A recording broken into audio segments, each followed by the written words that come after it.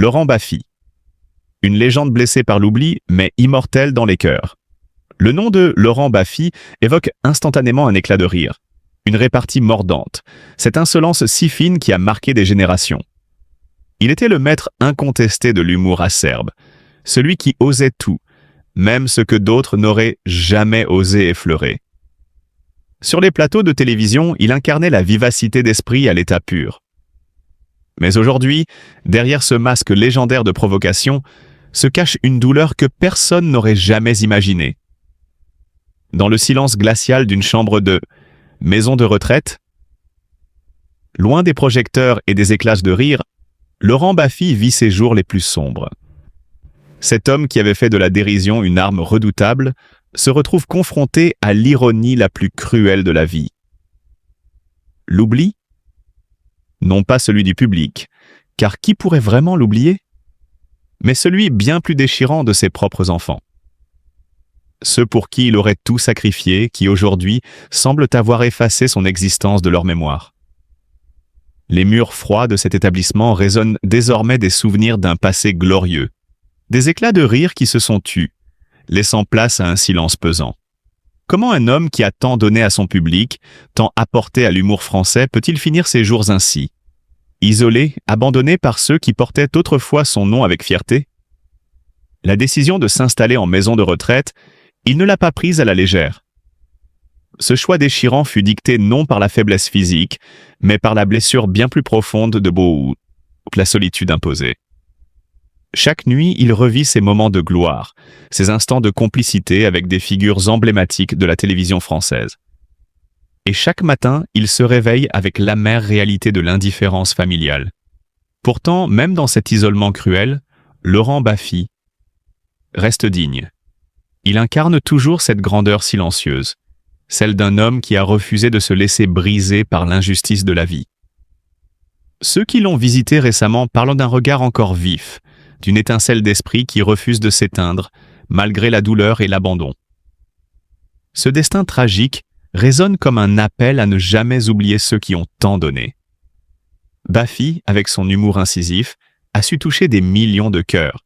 Il a brisé les codes, osé là où d'autres reculaient. Aujourd'hui, il mérite plus que jamais qu'on se souvienne de lui, non comme un homme affaibli par l'âge, mais comme une légende de l'humour français. Un géant qui refuse de tomber dans l'oubli. Et si ses enfants ont tourné le dos, des milliers d'admirateurs, eux, se souviennent encore. Le temps peut tenter d'effacer les traces de son passage, mais il est des étoiles qui brillent au-delà de l'obscurité. Laurent Baffy, malgré l'abandon, reste cette étoile indomptable, dont l'éclat ne s'éteindra jamais. L'un des aspects les plus déchirants de son existence actuelle est sans doute l'éloignement avec ses propres enfants. Ce qui devait être, à ce stade de sa vie, une période de repos entourée d'amour et d'affection familiale, s'est au contraire transformé en une épreuve d'abandon. Le sentiment d'être rejeté par ceux qu'il a aimés profondément, ceux pour qui il aurait tout donné, est devenu une blessure plus douloureuse que n'importe quelle maladie. Les rares visites, les silences pesants et l'indifférence apparente de ses proches ont fini par creuser un vide immense dans son cœur. La santé de Laurent Baffy, autrefois robuste, s'est elle aussi lentement dégradée.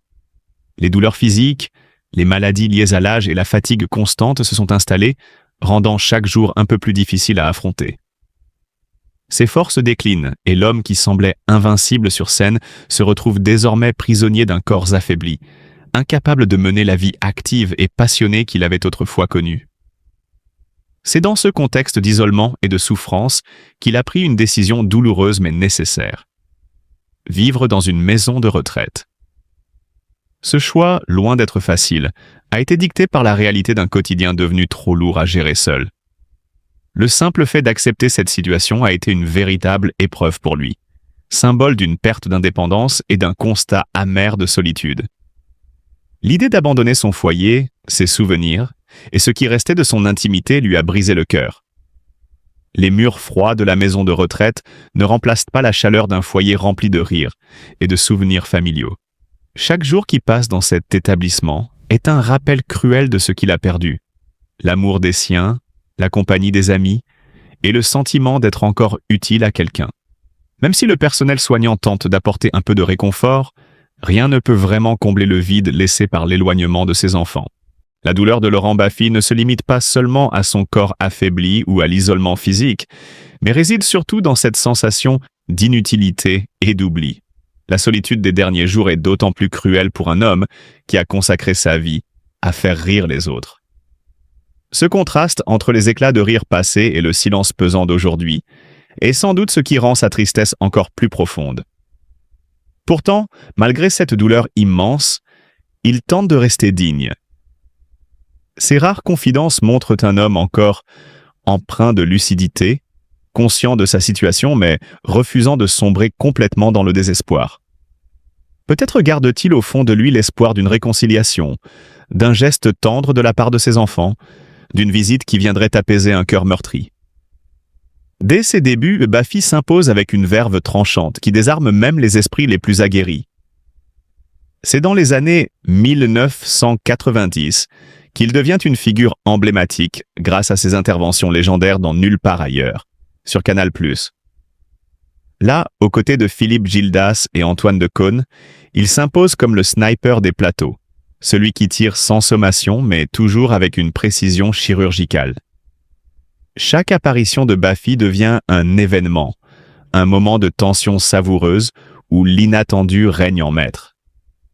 Mais ce qui fascine le plus chez lui, ce n'est pas tant l'insolence de ses propos, mais cette incroyable capacité à toucher juste, à faire vaciller les certitudes avec une simplicité déconcertante. Son talent ne s'arrête pas là. Baffy se révèle également être un auteur de théâtre de génie. En 2001, il surprend tout le monde avec Sexe, magouille et culture générale. Une pièce au ton décapant, mais terriblement bien écrite. Ce succès fulgurant prouve que derrière l'humoriste provocateur se cache un dramaturge d'une finesse remarquable. Plus tard, avec des œuvres telles que Toc Toc, il aborde des thèmes aussi profonds que les troubles obsessionnels compulsifs. Laurent Baffy est aussi un amoureux des mots, un artisan du verbe qui manie la langue française avec une précision presque poétique. Ses livres, souvent teintés d'un humour noir assumé, offrent une plongée dans l'esprit vif et acéré de cet homme singulier.